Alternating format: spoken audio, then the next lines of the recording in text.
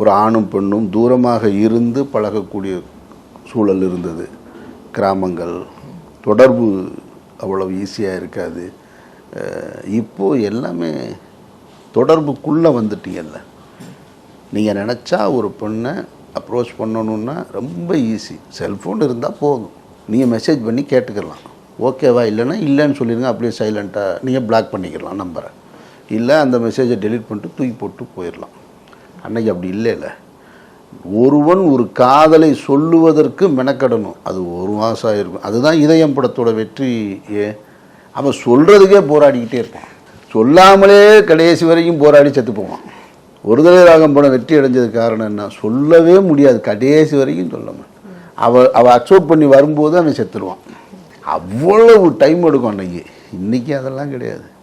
யாரை வேணாலும் நீங்கள் கேட்கலாம். Arabian garden seafood restaurant, where taste meets elegance.